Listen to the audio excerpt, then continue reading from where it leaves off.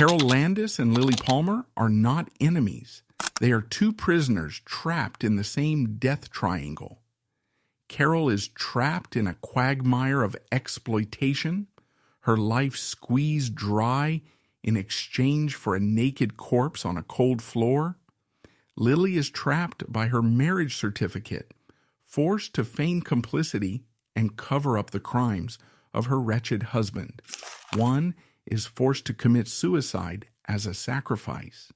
The other is compelled to be a cold-blooded shield.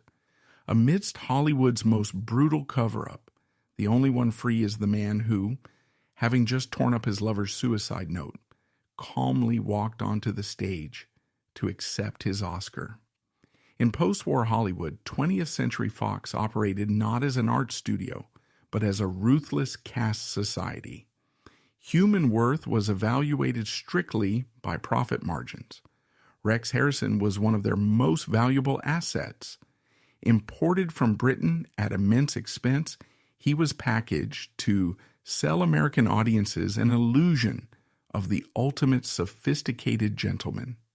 Beneath the bespoke suits, however, Harrison was a man defined by a consuming narcissism.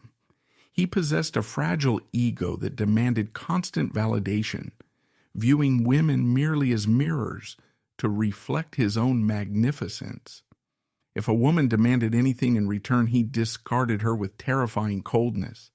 Studio executives were fully aware of his predatory nature, viewing his behavior merely as an operational hazard as long as his movies made money. To protect his multi-million-dollar brand, Harrison required a shield of respectability. He found it in Lilli Palmer.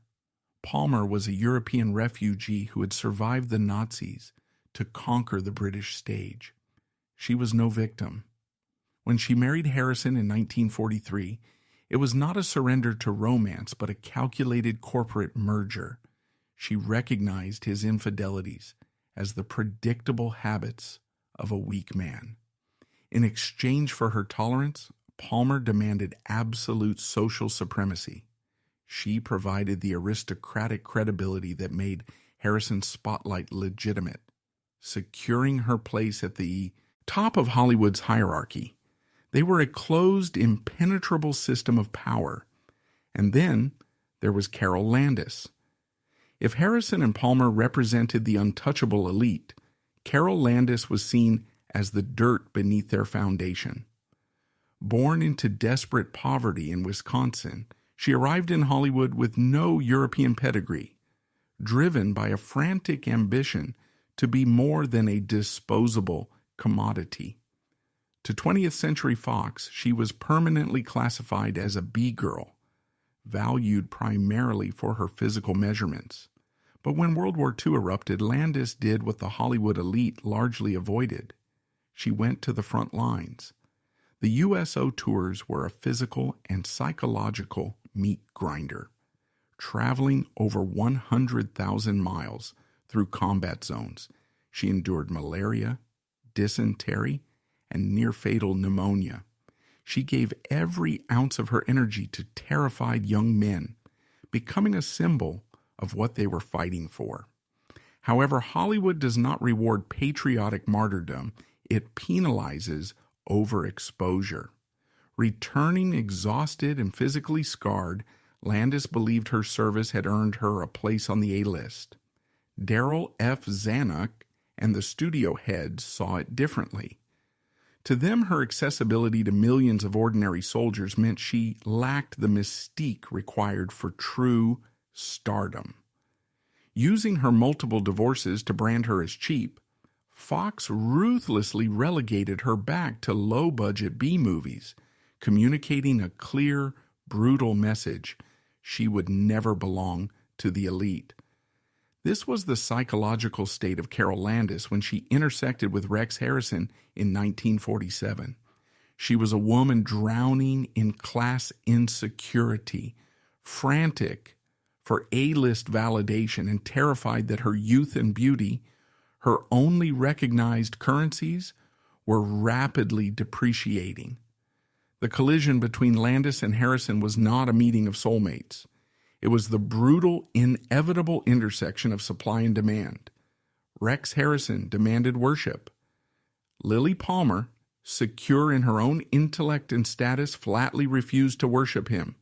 She managed high, she tolerated him, but she did not feed his bottomless need for adoration. Harrison needed a source of pure, uncritical, narcissistic supply. He needed a woman who would look at him not as a flawed human being, but as a god. Carole Landis supplied this in industrial quantities. For Landis, Rex Harrison was not just a man, he was a ticket. He was the embodiment of everything 20th Century Fox had told her she could not have. He was the A-list. He was British aristocracy. He was prestige. If she could secure Rex Harrison, she believed she could finally erase the stain of her working-class background and the B-girl label. She did not love Rex Harrison the man. She loved the validation that his attention provided. When the affair began, it was conducted with the tacit, silent approval of the studio machinery. 20th Century Fox did not intervene. They did not issue moral warnings to their million-dollar British star. In the feudal logic of the studio system, the aristocrat is permitted his hunting grounds. Harrison's use of Landis was viewed as a necessary pressure valve for a valuable asset. The studio executives knew that Landis had no institutional power. She had no powerful family, no protective director, and no elite social circle to defend her. She was entirely isolated. Therefore, she was the perfect target. Harrison recognized this vulnerability instantly. Predators in Hollywood do not select their targets based purely on beauty. They select them based on their lack of infrastructure. He knew that he could extract whatever he wanted from Landis because she had nowhere else to go.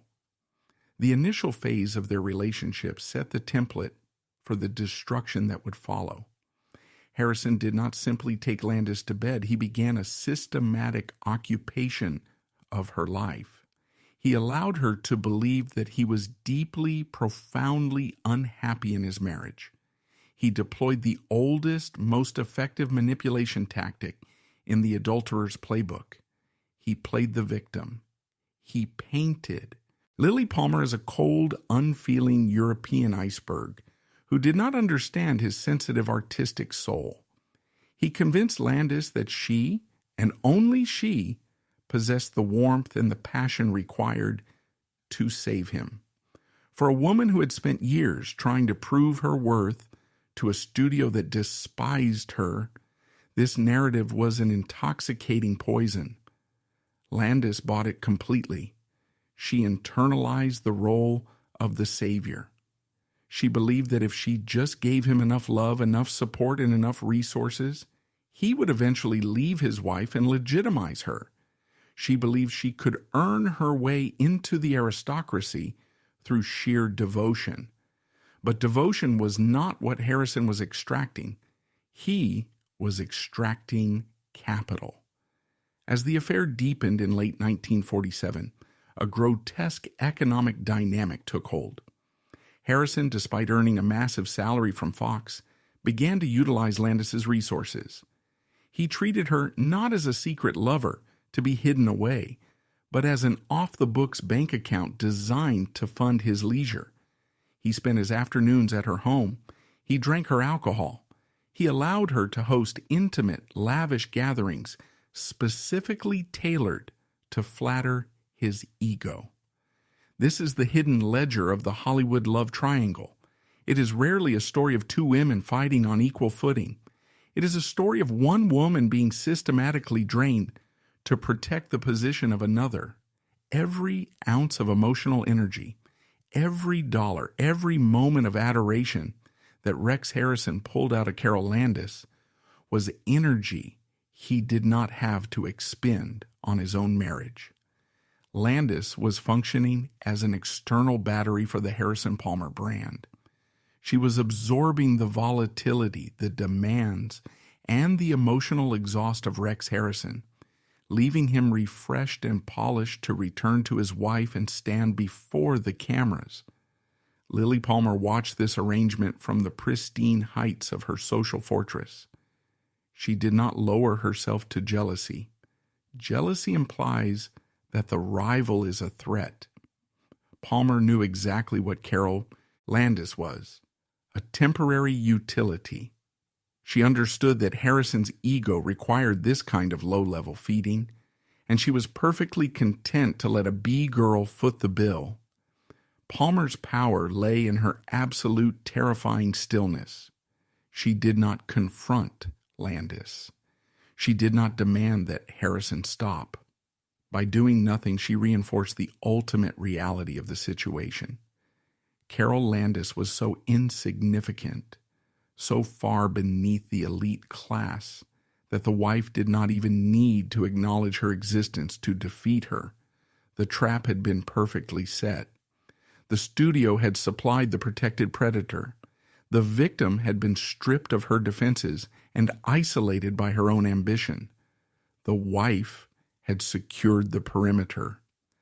As 1948 dawned, the psychological infrastructure of Carole Landis was bearing the entire weight of Rex Harrison's ego and Lilli Palmer's status. It was an architecture built for collapse. The only question remaining was not if the machine would crush her, but how thoroughly it would sanitize the wreckage. The destruction of Carole Landis was not a sudden event. It was a slow, deliberate colonization of her resources, silently sanctioned by the hierarchy of 20th Century Fox.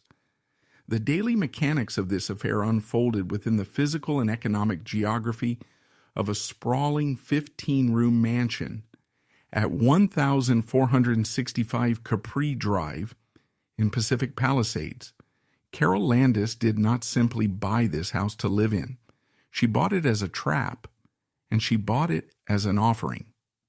By late 1947, Landis's career was in freefall. The studio system, having exhausted her utility as a wartime pinup, had practically discarded her. She was reduced to taking humiliating low-paying stage roles and touring in England just to maintain a cash flow. It was there, in the damp post-war gloom of London, that the affair truly ignited. Harrison was filming, holding court as the undisputed king of British cinema, preparing for his triumphant studio-backed conquest of America. When they returned to Hollywood, the WWII, our dynamic, was violently asymmetrical. Harrison arrived as a conquering hero with a multi-million-dollar contract from Darryl F. Zanuck in his pocket. Landis arrived as a desperate freelancer, clutching at the fading edges of her youth.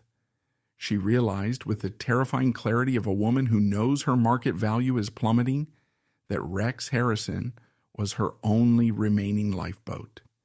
If she could marry him, she would instantly bypass the studio executives who had deemed her worthless. She would become Hollywood royalty by association.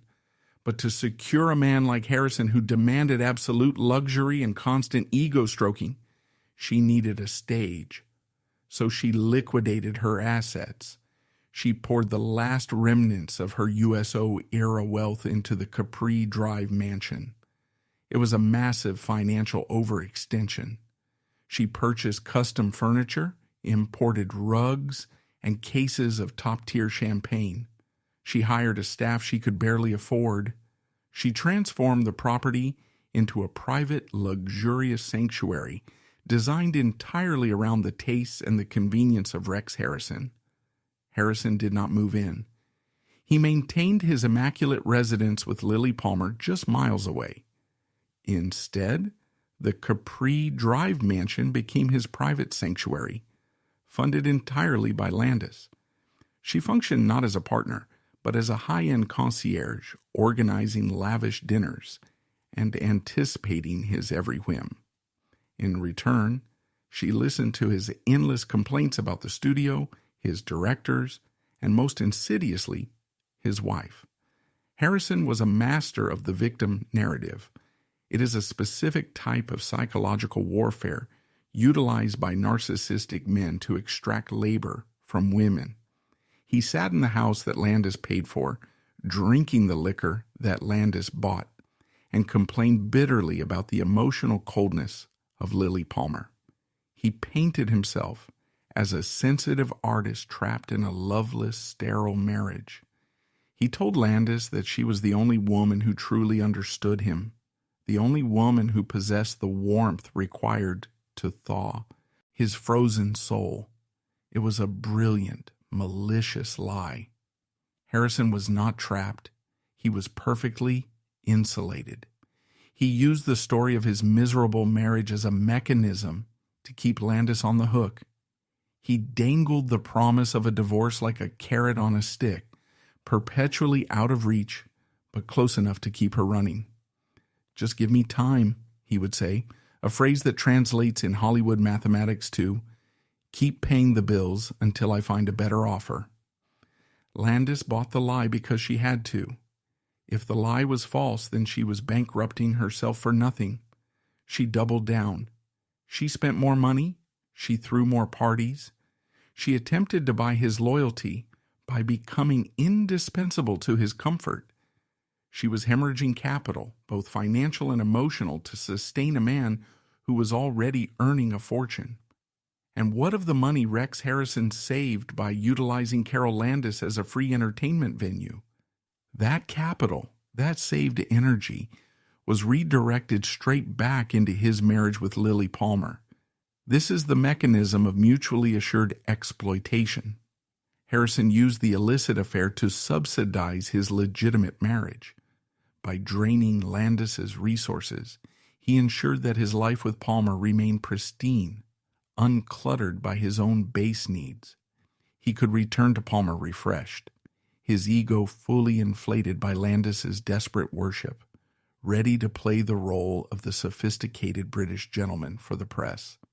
Landis was essentially working a second unpaid job to maintain the public image of the Harrison Palmer brand. She was the hidden scaffolding supporting their monument. Lilli Palmer observed this architecture of exploitation with the cold, assessing eye of a corporate CEO watching a rival subsidiary go bankrupt. The most lethal weapon in class warfare is not aggression. It is invisibility. If Lilli Palmer had confronted Carole Landis, if she had driven to the house on Capri Drive and demanded that Landis stay away from her husband, she would have committed a fatal tactical error. She would have acknowledged Landis as an equal. She would have admitted that a B-girl from Wisconsin possessed the power to threaten a European aristocrat. Palmer refused to grant her that validation. Instead, she deployed a strategy of terrifying, absolute silence. Palmer knew about the affair. The entire industry knew. The gossip columnists, Hedda Hopper and Luella Parsons, operated on a system of whispers and blind items. And the Harrison-Landis liaison was an open secret on the Fox lot. But Palmer understood the difference between a secret and a scandal. A secret is manageable. A scandal is bad for business. As long as the affair remained in the shadows of Pacific Palisades, it was merely an operational detail. Palmer's counterattack was entirely public, and it was devastatingly effective. She weaponized her marriage certificate. When industry events, premieres, or high-profile dinners at Romanoff's were scheduled, Palmer ensured she was on Harrison's arm. She dressed immaculately. She smiled brilliantly for the flashbulbs. She exuded an aura of untouchable, serene domesticity. The psychological toll on Carole Landis was immediate. Landis would spend the day at Capri Drive, serving Harrison, listening to his promises of a future together, pouring her soul and her savings into his comfort. Then, Harrison would check his watch, kiss her cheek, and drive back to his wife. Hours later, Landis would sit alone in her massive empty house, open the evening papers, and see photographs of the man she loved beaming, next to Lilli Palmer. Palmer was sending a message coded in the language of the elite. You may have his afternoons, but I own his history, his public face, and his future. You are a biological function. I am the institution. It was an erasure.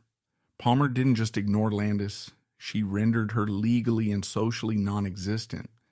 When Harrison and Palmer hosted dinners at their own home, Landis was naturally excluded. She was not invited to the A-list gatherings. She was physically barred from the upper echelons of the society she was bankrupting herself to join. She was allowed to fund the aristocrat, but she was forbidden from sitting at his table. This tactic of social starvation is what began to shatter Landis's mind. She was fighting an enemy who refused to enter the ring. You cannot debate silence. You cannot argue with a photograph. You cannot defeat a woman who looks right through you as if you are made of glass. Palmer's refusal to engage was the ultimate expression of contempt. It confirmed every deep-seated working-class insecurity that Landis harbored. It told her that no matter how much money she spent, no matter how much she gave to the war effort, no matter how many times Harrison slept in her bed, she would always be cheap. The machinery of 20th Century Fox watched this psychological slow-motion car crash with total apathy. The studio's complicity thrived within the moral vacuum of Darryl F. Zanuck's regime. Zanuck was a brilliant producer, a man who could smell a hit from a mile away, but he viewed actors as livestock. He was notoriously ruthless.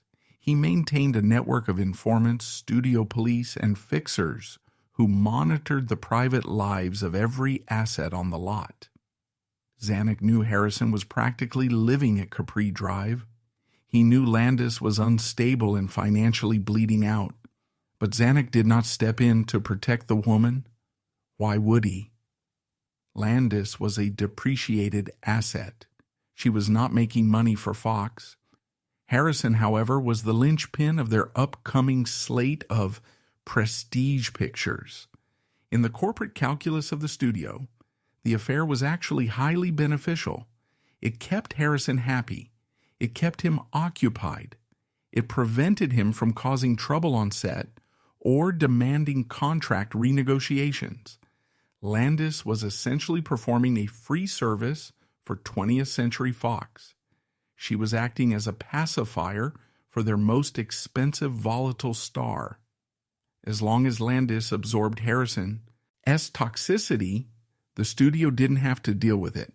They effectively outsourced the management of his narcissism to a woman they didn't even have to put on the payroll. Furthermore, the studio operated on a rigid double standard. If a female star, especially a contract player of Landis's low rank, had engaged in a highly visible affair with a married executive, she would have been suspended, fined, and subjected to a brutal smear campaign in the press. Her career would have been terminated instantly under the morals clause embedded in every studio contract. But Harrison was a man, and he was a star. The morals clause did not apply to the aristocracy. His adultery was viewed by Zanuck and the male executives as a testament to his virility, a natural perk of his position. The studio implicitly endorsed his behavior by ensuring that the gossip columnists kept the story out of the mainstream papers. Fox's publicity department actively managed the narrative, shielding Harrison and Palmer while leaving Landis completely exposed. They built a protective dome over the marriage, effectively locking Landis outside in the cold. By the spring of 1948, the architecture of the trap was fully realized. The pressure inside the house on Capri Drive was reaching critical mass. Carole Landis was breaking down. The financial strain was absolute. She was missing mortgage payments. She was selling off jewelry to maintain the illusion of wealth required to keep Harrison interested. Her career was entirely dead. She had not shot a film of any significance in over a year. She was a ghost haunting her own life. The biological toll of this stress was severe. To maintain the frantic energy required to entertain Harrison and to combat the crushing depression of her isolation, Landis turned to the standard Hollywood survival kit: pharmaceuticals. She began a vicious cycle of uppers and downers. Benzedrine during the day to keep the smile fixed on her face and the house immaculate. Seconal at night, to force her exhausted, racing mind into a few hours of artificial sleep. She was no longer living. She was managing symptoms. Her beauty, her only remaining currency, began to thin. The ping girl was disappearing, replaced by a hollow-eyed, frantic woman who smelled of desperation. Harrison, with the predatory instinct of a true narcissist, sensed this decay immediately. Narcissists do not possess empathy. They possess a radar for utility. When the supply begins to sour, when the mirror begins to crack, they do not attempt to repair it. They look for the exit. The dynamic at Capri Drive shifted from adoration to interrogation. Landis, realizing that her money and her youth were running out, began to press him. The unspoken agreement that she would provide a hassle-free fantasy was broken. She started demanding answers. When was he leaving Lilli? When were they getting married? She presented him with the bill for her emotional labor. Harrison recoiled. He was a man who took, he did not pay debts. The moment Landis transitioned from a pliant, wealthy hostess into a demanding, financially ruined liability, her execution was scheduled. He began to withdraw. He visited less frequently. When he did arrive, he was cold, irritable, and quick to anger. He began to distort her reality with lethal efficiency. He told her she was acting crazy. He told her she was smothering him. He took the psychological damage he had inflicted upon her and used it as evidence that she was unfit to be his partner. "You're hysterical, Carole," he would say, buttoning his tailored jacket, preparing to return to the serene, undemanding fortress of Lilli Palmer. "This is exactly why I can't leave her. You are too unstable." It was the ultimate staggering cruelty. He had drained her bank account, isolated her from society, and driven her to the brink of pharmaceutical addiction. And then he blamed her for bleeding on his shoes. He weaponized her trauma to justify his abandonment. Lilli Palmer, observing from a distance, saw the endgame approaching. She tightened her grip. She scheduled a European vacation for herself and Rex, a highly publicized, extended trip that would remove him from Los Angeles entirely. It was a tactical extraction. She was pulling her asset out of the combat zone before the collateral damage could stain his suit. For Carole Landis, the news of this impending European trip was the sound of the guillotine blade releasing. It meant the promises were all lies. It meant she had sold her soul, her fortune, and her sanity, and the buyer was simply walking away, leaving her with the empty boxes. She was trapped in a house she couldn't afford, addicted to pills she couldn't stop taking, completely ostracized by the industry, and publicly humiliated by a man who was using her own money to buy tickets for a romantic getaway with his wife. The machine had worked perfectly. The aristocrat was refreshed. The wife's status was secure. The studio's investment was protected. The only thing left to do was to dispose of the husk. The final weeks of June 1948 were not a romance. They were a hostage situation where the hostage realized the ransom was never going to be paid.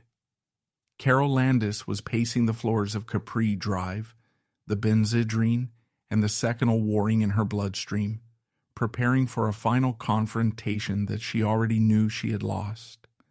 The stage was set for July 4th, the day the independence of a nation would mock the absolute unbreakable captivity of a discarded woman. The men in the suits at 20th Century Fox were waiting in the wings. They didn't know the exact date, but they knew the procedure. The B-girl was about to be liquidated. The final stage of a corporate liquidation is not an explosion. It is an eviction. By the summer of 1948, the affair between Carole Landis and Rex Harrison had ceased to be a romantic entanglement. It had become a war of attrition, and Landis was entirely out of ammunition.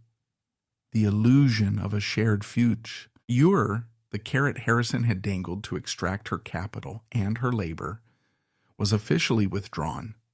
The transition from vital supply source to disposable nuisance was brutal, systematic, and engineered with the cold precision of a boardroom coup. Narcissists do not break up with their victims. They starve them out. Harrison initiated the freeze. The afternoon visits to the Capri Drive mansion, once a daily ritual of ego feeding, dwindled. His phone calls became terse, irritated, and infrequent. When he did speak to her, the charm that 20th Century Fox paid millions to project was entirely absent. In its place was a chilling, bureaucratic impatience. He treated her not as a lover, but as a creditor he had no intention of paying. This withdrawal was a calculated psychological tactic. Harrison knew that Landis's entire architecture of self-worth was currently resting on his validation. By abruptly removing that support, he forced her into a state of panic. He weaponized her anxiety. When she called him desperate for an explanation, he labeled her smothering. When she demanded he honor his promises, he called her delusional. He was actively rewriting the history of their transaction. He manipulated her into believing that the financial ruin and social isolation she endured were entirely her own fault. He was constructing his alibi. In the ecosystem of Hollywood, an actor cannot be seen driving a woman to the brink. But if the woman is established as naturally hysterical, the actor is simply the unfortunate victim of her madness. Harrison was prepping the narrative for the studio executives. He was painting Landis as a liability that needed to be cut loose, ensuring that when the crash came, his hands would appear clean. The physical decay of Carole Landis during these weeks was the visible manifestation of this psychological siege. The human body is not designed to sustain the level of cortisol required to love a man who is actively destroying you. Landis stopped eating. Her weight plummeted. The tailored, glamorous wardrobe she had purchased to impress Harrison hung off her shrinking frame. The ping girl curves, the very physical attributes the studio had used to commodify her, evaporated. She was becoming a ghost. To combat the crushing fatigue and the terror of abandonment, she escalated her chemical intake. The Hollywood studio system ran on a dual engine of benzodrine and barbiturates. Uppers to hit your marks, downers to shut off the machine. Landis was now operating this machinery without a director. She consumed benzodrine to generate the frantic artificial energy required to chase Harrison, to present a facade of vivacity when she managed to corner him. She consumed Seconal to knock herself unconscious when the reality of her empty house became too loud to endure. She was a chemical pendulum swinging violently between manic desperation and comatose despair. She was no longer experiencing emotion. She was managing synthetic reactions. The industry watched her deteriorate with absolute, terrifying indifference. Hollywood possesses a highly evolved radar for failure. In a company town where proximity to power is the only currency, a falling star is treated as a contagion. As rumors of Harrison's impending return to Lilli Palmer circulated, the social quarantine around Carole Landis tightened. The phone at Capri Drive stopped ringing. The invitations to A-list parties, which had already been scarce, vanished entirely.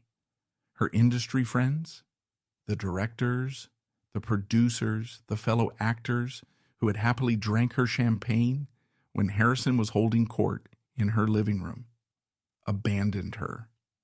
They did not abandon her out of malice. They abandoned her out of mathematical self-preservation. Rex Harrison was an A-list property backed by the immense power of Darryl F. Zanuck. Carole Landis was an unemployed B-list actress with a reputation for instability.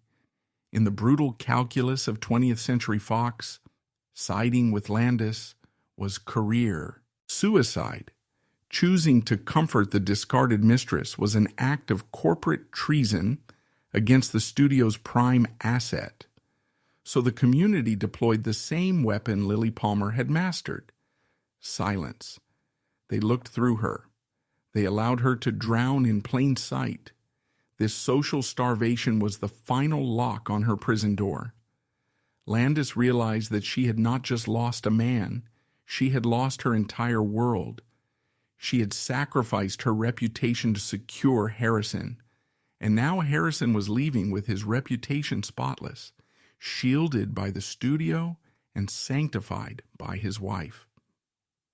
The impending European trip was the definitive death blow. Lilli Palmer, operating with the strategic brilliance of a seasoned general, had booked a prolonged holiday for herself and Rex. They were to leave for New York and then sail to England. It was a physical and geographical extraction. Palmer was removing her husband from the blast radius. For Landis, this trip was the irrefutable proof of her own obsolescence. It meant the affair was officially classified as a temporary diversion. It meant the thousands of dollars she had spent, the humiliation she had endured, the destruction of her own mental health had purchased absolutely nothing. She had funded the aristocrat's vacation, and now the aristocrat was packing his bags to leave with his legal owner. The week leading up to the 4th of July weekend was a countdown to execution. Los Angeles was gearing up for a holiday of excess, parties, and studio-sponsored patriotism. Inside 1465 Capri Drive, the atmosphere was suffocating. Landis was a woman backed into a corner, stripped of her capital, her youth, and her sanity. She had one final maneuver left: the ultimatum. It is the most desperate and historically the most useless weapon in the arsenal of the discarded. You cannot issue an ultimatum to a man who holds a monopoly on the power. But Landis had nothing else. She managed to secure a final meeting with Harrison. She demanded that he cancel a trip with Palmer. She demanded that he stay, that he divorce, that he legitimize the destruction he had caused. She placed her life on the table as leverage. Harrison's reaction was not one of panic, nor was it one of romantic agony. It was the reaction of a man annoyed by a lingering bill. He deflected. He offered vague, non-committal reassurances that cost him nothing. He promised to call. He promised they would figure it out later. He deployed the language of corporate delay. He was running out the clock. He just needed to survive the weekend, get on the train to New York, and the Landis problem would be 3,000 miles away. On the evening of July 4th, 1948, Carole Landis, hollowed out by Benzedrine and grief, attended a dinner party. It was not a grand Hollywood gala. It was an intimate gathering at the home of Roland Culver, a British character actor. Culver was part of the elite British expatriate colony in Hollywood. He was Harrison's peer, Harrison's friend, and a loyalist to the Harrison Palmer brand. Rex Harrison was at this dinner. Carole Landis was at this dinner. It was the final agonizing collision of the victim and the system that was consuming her. The dynamic at the Culver dining table was an exercise in upper-class cruelty. This was an away game for Landis. She was surrounded by the very British sophistication that Harrison used as his armor.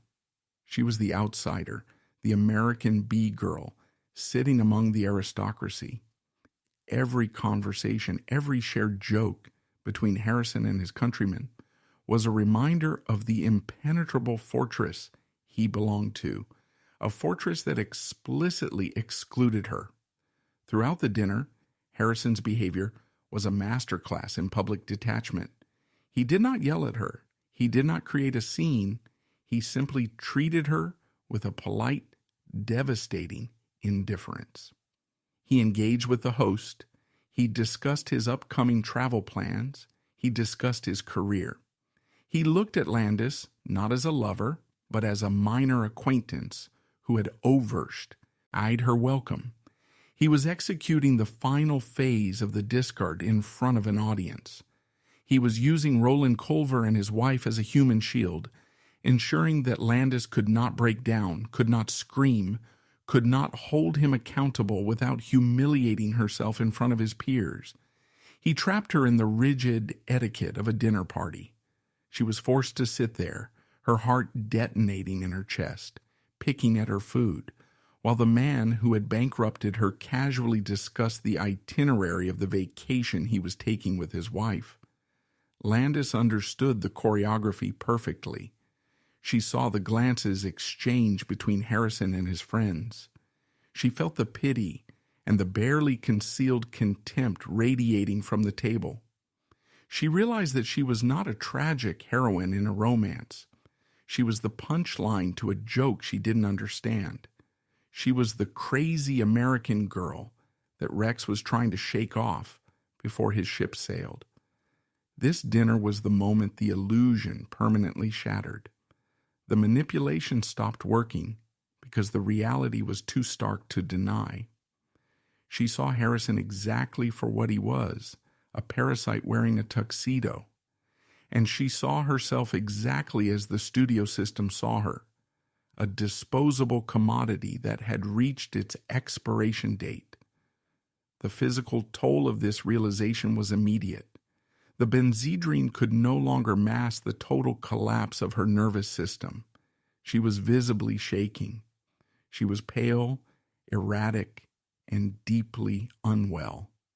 The dinner ended not with a dramatic confrontation, but with a quiet, agonizing retreat. When Carole Landis left the Culver residence and stepped into her car, she was driving a hearse. The journey from the dinner party back to 1465 Capri Drive was the longest drive of her life.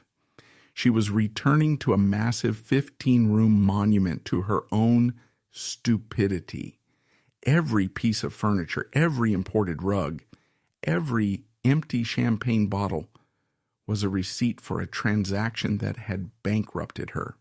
She had bought the house to catch a king, and she was returning to it as a peasant facing eviction. There was no one waiting for her. The phone was not going to ring.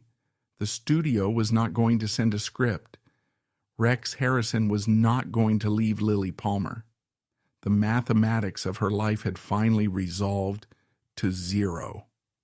When she walked through the front doors of her 15-room mansion, she was entirely isolated. She entered a sanctuary built for a man who had already abandoned her. The weapon was not a gun. It was a combination of corporate indifference, aristocratic silence, and narcissistic abuse. The system had extracted her capital, utilized her body, destroyed her reputation, and was now preparing to board a luxury liner and leave the bill on her table. She walked into the bathroom. She opened the medicine cabinet. She looked at the bottles of Seconal. These were no longer tools to manage symptoms. They were the only exit strategy the system had left her. She sat down to write the note. This was not a romantic farewell. It was an invoice, a final desperate attempt to document the transaction and put on the record exactly who had drained her. While the LAPD officially recorded a brief, vague message Persistent industry rumors suggested the existence of a second detailed letter. Many film historians theorize that if such a document existed, documenting the financial drain and broken promises, it vanished before police took control of the scene. The final narrative was effectively seized by the very system that had driven her to the edge. Only after the perimeter was swept and the narrative threat was neutralized did Harrison make a phone call. He did not dial the authorities. He dialed his handlers. He called the infrastructure of 20th Century Fox. In the golden age of Hollywood, the major studios operated an internal police force. These men were colloquially known as the fixers. They were not detectives seeking the truth. They were corporate janitors specializing in human wreckage. Their sole mandate was to protect the studio's investments from the legal system and the press. When a star crashed a car while drunk, the fixers arrived before the tow truck. When an actress required an illegal abortion, the fixers arranged the clinic and paid the hush money. And when a multi-million-dollar British asset found his discarded mistress dead on her bathroom floor, the fixers were dispatched to sanitize the crime scene. The scene that unfolded was terrifyingly clinical. A young woman lay dead on the tiles. Her skin is graying. The house she bought to secure her place in society is quiet. And suddenly the front doors are open, not by paramedics with stretchers, but by men in sharp, tailored suits, studio executives, corporate lawyers, public relations directors. They walk through the halls of Capri Drive with the cold, assessing strides of insurance adjusters surveying a burned warehouse. They entered the bathroom. They stepped over the body of Carole Landis. They did not look at her with pity. They looked at her as a logistical problem that needed to be solved before the evening editions went to print. Their first objective was narrative control. The police were kept at bay, their arrival strategically delayed, while the Fox men organized the scene. In 1948 Los Angeles, the LAPD and the studio system operated in a state of corrupt symbiosis. The studios funded the police charity balls. The police allowed the studios to manage their own scandals. It was a closed circuit of power. By the time the actual detectives were permitted to enter the house, the narrative had already been written, directed, and approved by Darryl F. Zanuck. The script they handed to the police was seamless. Rex Harrison was merely a concerned friend. He had dropped by to check on Miss Landis. He was shocked to find her in this state. There was no mention of the financial ruin. There was no mention of the promises of divorce. There was certainly no mention of the suicide note he had already pocketed. The fixers then turned their attention to the physical evidence of the affair. They combed through the house. They removed correspondence. They scrubbed the environment of anything that could tie the Rex Harrison brand to the squalor of a desperate woman's suicide. They were laundering the crime scene. They were ensuring that Carole Landis died entirely alone, completely disconnected from the corporate machinery that had crushed her. Harrison, meanwhile, was managed like a precious piece of cargo. He was shielded from the press. He was instructed on exactly what to say, how to look, and how to perform the role of the grieving, bewildered colleague. He retreated to the safety of Lilli Palmer. This is where the impenetrable armor of the wife was deployed to its maximum lethal effect. Lilli Palmer did not recoil from her husband in the wake of the suicide. She did not demand a separation. She understood that a scandal of this magnitude required a united front. The moment Landis died, Palmer locked arms with Harrison. She became his primary alibi, his character witness, and his shield of respectability. When the press inevitably swarmed, they did not find a fractured marriage. They found the Harrisons sitting together, projecting an aura of composed aristocratic sorrow. Palmer's presence sent a clear, unassailable message to the public and the police. My husband is a good man. Our marriage is solid. Whatever happened to that poor, unstable American girl has nothing to do with us. Palmer used her status to legitimize his innocence. She provided the corporate endorsement that Harrison desperately needed. In return, her position as the undisputed queen of the chessboard was permanently secured. The pawn had eliminated herself, and the king and queen remained untouched on their squares. But the studio system's destruction of Carole Landis was not yet complete.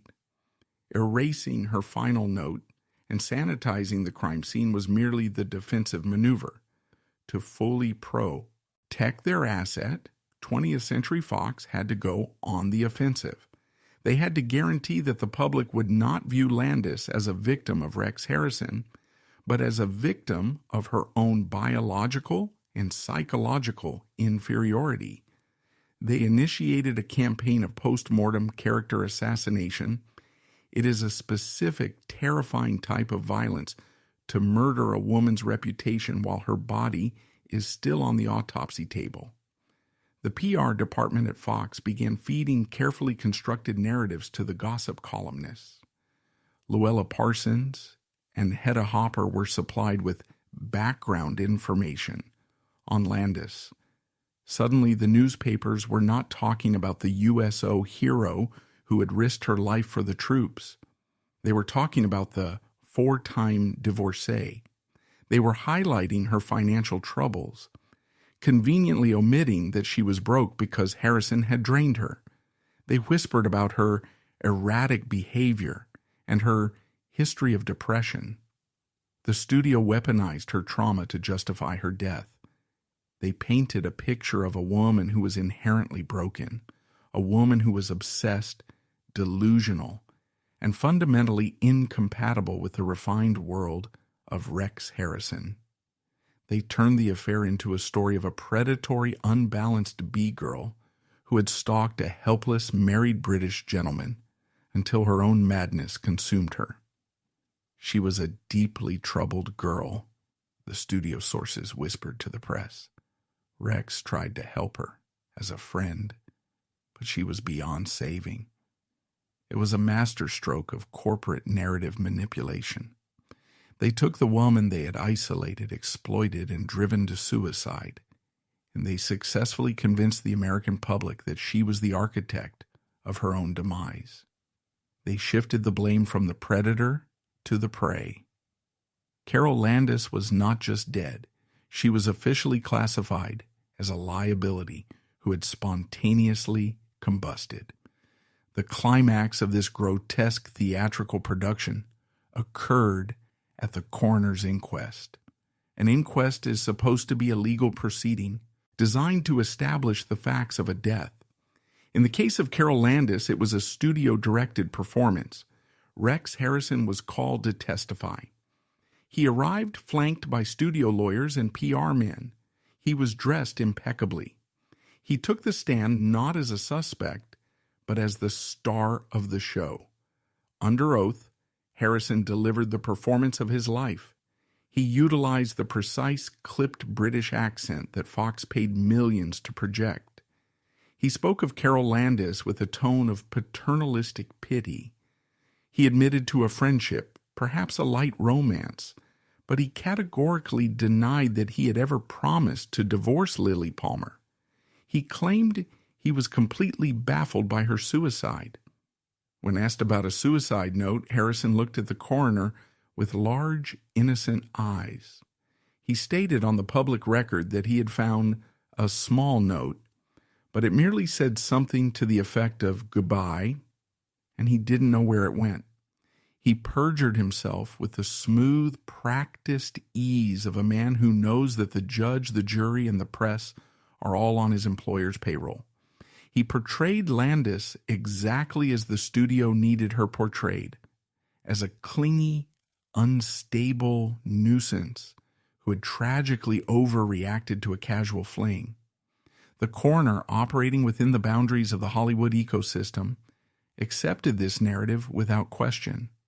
There was no aggressive cross-examination. There was no deep dive into the financial records of the Capri Drive mansion. There was no demand to produce the missing detailed suicide note. The inquest was quickly wrapped up. The official ruling was suicide. Rex Harrison was completely exonerated. Harrison stepped down from the stand, adjusted his tailored cuffs, and walked out of the courtroom, a free man. The studio's multi-million-dollar investment was safe. The British Gentleman brand was slightly dented, but fundamentally intact. As Harrison exited the building, flashbulbs exploding around him, Lilli Palmer was waiting. They got into a chauffeured car, provided by 20th Century Fox, and drove away. They were driving away from the wreckage, driving away from the lies, and driving away from the woman whose blood had paid for their continued supremacy. But the final insult, the absolute nadir of this industrial tragedy, had not yet occurred. Carole Landis had been silenced. Her house had been scrubbed, and her reputation had been butchered. Now, the system had to bury her. And in Hollywood, even a funeral is an opportunity to enforce the class hierarchy and punish the defeated. The machine had broken her in life. Now it would isolate her in death, ensuring that her final exit was as humiliating as her final year. The final act of a corporate liquidation is the disposal of the physical remains. In the ecosystem of 1940s Hollywood, a funeral was rarely a private ritual of mourning. It was a highly orchestrated public relations event, a meticulously cast production designed to signal an individual's final market value. When an A-list star died, the studio mandated attendance. The lot was shut down. Executives wept on cue for the newsreels. The hierarchy of grief was dictated by the box office. But Carole Landis was not an A-list star. She was a depreciated asset, a B-girl who had committed the ultimate corporate sin of becoming a public liability to $1 million investment. Therefore, her funeral was not a celebration of her life. It was a state-sanctioned quarantine. The service was held at Forest Lawn Memorial Park in Glendale. The geography of the attendees provided a chilling real-time map of Hollywood's class system. The studio heads, the men who had profited from her body and her labor, were glaringly absent. Darryl F. Zanuck did not send an envoy. The major contract players of 20th Century Fox, the men and women she had worked alongside for years, stayed away. The explicit, unspoken directive from the executive suites was absolute. Do not associate with the dead issue. Proximity to Carole Landis was prophecy. No suicide. Instead, the pews were filled with the marginalized and the powerless, her devastated family, a scattering of lower-tier actors, and, most tellingly, a contingent of ordinary ex-servicemen, the GIs, who remembered her from the freezing mud of the USO tours in North Africa and the Pacific, showed up to pay their respects to the woman the studio system had thrown away. The contrast was staggering. The men who had fought actual wars recognized her heroism, while the men who ran the fantasy factories of Burbank refused to acknowledge her humanity. Rex Harrison did not attend. His absence was calculated, advised by the Fox legal team and his own PR handlers. Showing up would have provided a photograph, a visual link tying the pristine British gentleman to the squalor of a suicide victim's casket.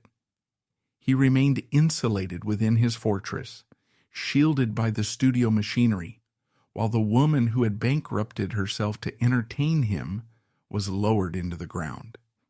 If the funeral was a social erasure, the aftermath of her estate was a financial autopsy.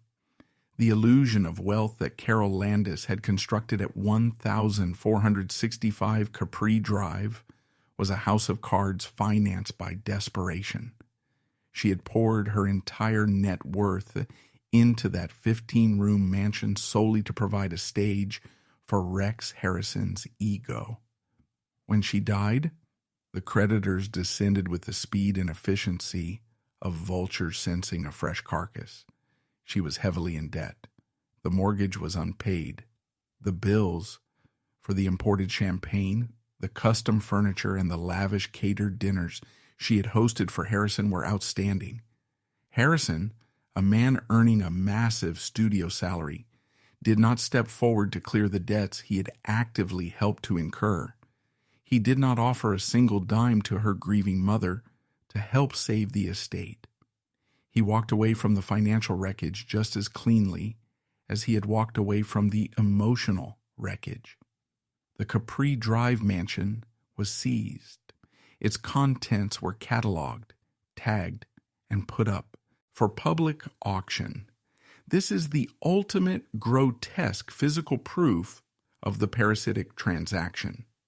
The bespoke items she had purchased to simulate an aristocratic lifestyle for her lover were auctioned off to bargain hunters and morbid curiosity seekers. The crystal glasses Rex Harrison drank from, the expensive rugs he walked on, the very bed he slept in, all of it was sold for pennies on the dollar to satisfy the banks. Carole Landis was literally liquidated. Her physical environment was disassembled and sold off to wipe her ledger clean. While the auctioneers were selling off the remnants of Landis's desperation, Rex Harrison and Lilli Palmer were executing a flawless, studio-funded, tactical retreat. But the erasure of Carole Landis extended far beyond the auctioning of her estate. It was systematic and comprehensive. While persistent industry rumors suggested the existence of a detailed suicide note, any such document vanished into the archives of Fox's legal department, never to be seen again. Her home was sold to strangers. Her legacy was reduced to a cautionary footnote in the biographies of the men who outlived her. The story of the Landis-Harrison-Palmer triangle strips away the glamorous veneer of the Golden Age to reveal the cold industrial machinery operating underneath. It exposes a system where human worth was dictated entirely by a studio ledger, demonstrating how the elite class protects its own using silence, PR spin, and legal intimidation. Carole Landis was not merely a casualty of a failed romance. She was a casualty of a ruthless corporate culture. She believed that if she played the role of the devoted lover, the narrative would end with a rescue. She did not realize until the very last night of her life that she was cast only as an expendable prop. And when the prop was broken, the studio simply swept it off the stage, adjusted the lighting, and called action. The sheer scale of the systemic destruction extended far beyond the immediate cover. Up in Pacific Palisades, when a powerful institution causes such psychological devastation, it must socially justify the death. It must convince the public that the victim was not a casualty of the machine, but a defective product that self-destructed due to its own inherent flaws. This process required the mobilization of the Hollywood press syndicate. In 1948, the studio system manufactured reality. The gossip columns were the propaganda arm of the executive boardrooms. When the directive came down to eradicate the legacy of Carole Landis and sanitize the reputation of Rex Harrison, the press corps fell in line. The strategy was brilliant in its cruelty. They weaponized the mid-century understanding of psychology against a dead woman. The Fox publicity department seized upon the term neurotic and engineered an entire retroactive history. Studio fixers began feeding exclusive off-the-record briefings to Luella Parsons and Hedda Hopper, the two most powerful columnists in America. They highlighted Landis's 4 marriages, framing them as evidence of an insatiable, unstable personality. They leaked information about her financial ruin, omitting the verifiable fact that she had bankrupted herself to fund Harrison's lifestyle. Instead, her empty bank accounts were presented as proof of her reckless nature. Most insidiously, they targeted her war record. Landis had endured dysentery, malaria, and exhaustion entertaining troops in combat zones. The publicity machine subtly reframed her USO service, planting whispers that the trauma of the war had rendered her unfit for civilized society. Within a matter of weeks, the public perception underwent a violent metamorphosis. The brave patriot was reduced to a terrifying archetype, the unbalanced, delusional stalker. The public was taught that Landis had developed a psychotic obsession with a dignified married man, throwing a final fatal tantrum when rebuffed. It was industrial gaslighting applied to a population of millionaires. While the press dissected Landis's reputation, Harrison experienced the aftermath without a trace of visible remorse.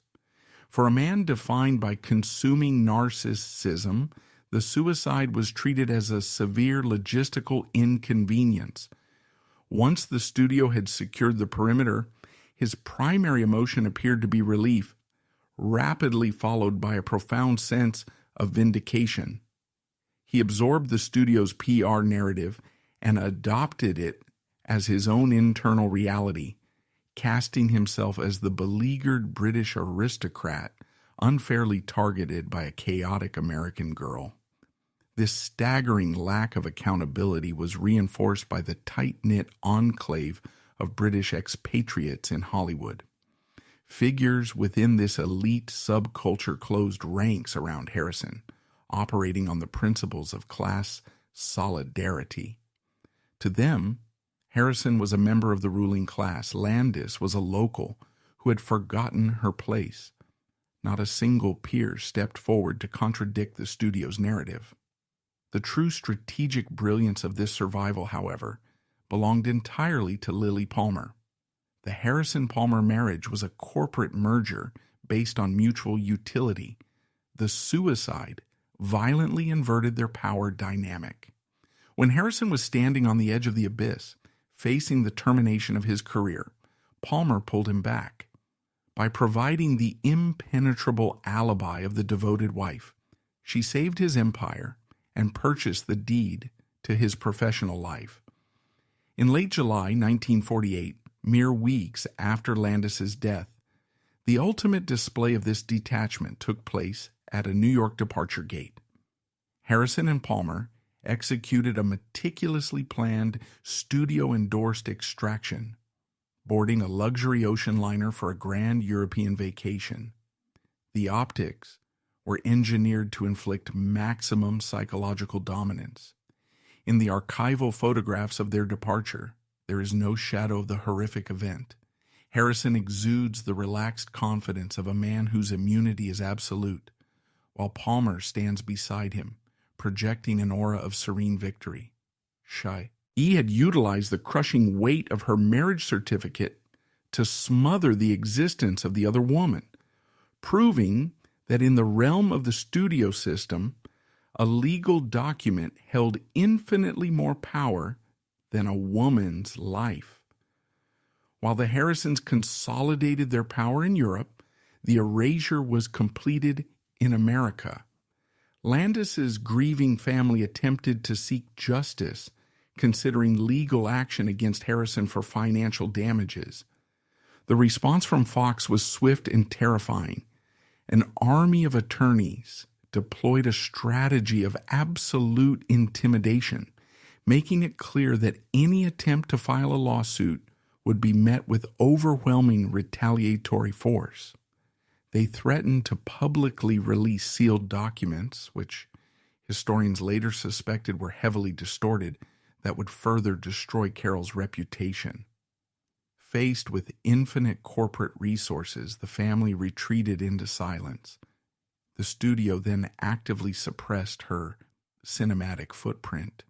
Her films were quietly shelved, kept out of the lucrative new television syndication markets.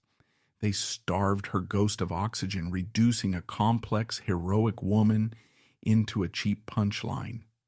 The tragedy's final irony arrived 16 years later, in 1964. Rex Harrison was cast in the defining role of his career, Professor Henry Higgins in My Fair Lady. The core narrative was chillingly familiar.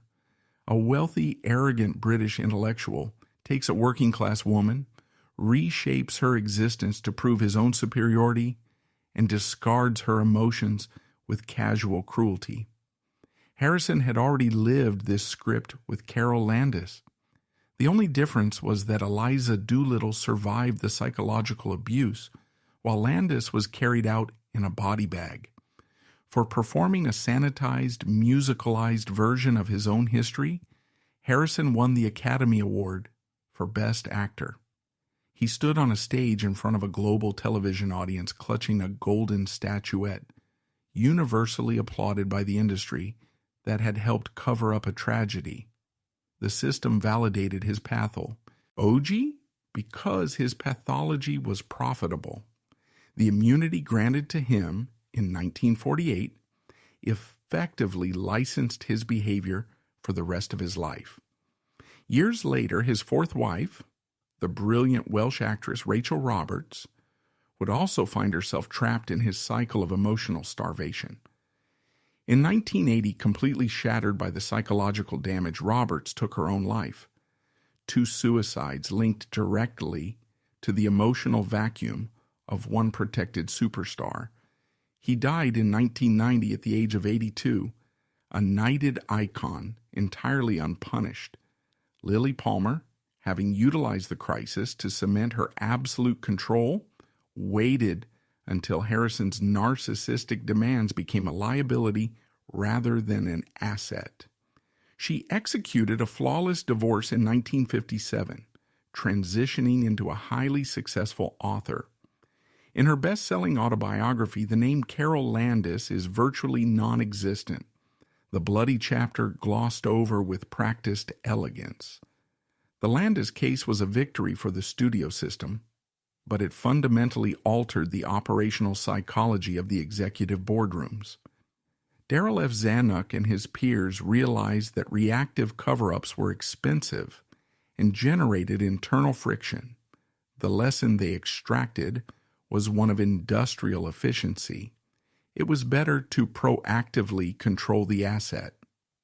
As the 1940s bled into the 1950s, Hollywood transitioned from a model of ownership to a model of total biological engineering.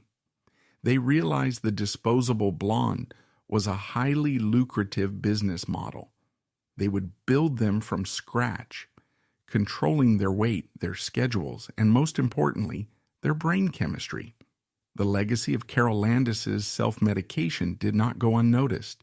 Studios institutionalized the drugging, deploying amphetamines and barbiturates as standard issue management tools to create a chemical straitjacket. An exhausted, dependent asset lacked the cognitive bandwidth to demand contract renegotiations or cause scandals. The machine was optimized. The floor had been washed, and 20th Century Fox was ready to introduce its next generation of products. But the system did not anticipate the emergence of a product that possessed a soul, a global icon who would realize she was in a cage and attempt to tear the bars down from the inside. The war at 20th Century Fox did not end with Carole Landis.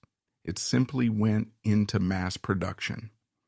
By the early 1950s, when their greatest asset, Marilyn Monroe, began to rebel, the system weaponized the blueprint forged in 1948. They found a replica in Jane Mansfield, trapping both women in a devastating, chemically fueled psychological war. The system no longer just discarded broken stars. It actively engineered their destruction, selling the tickets to the tragedy.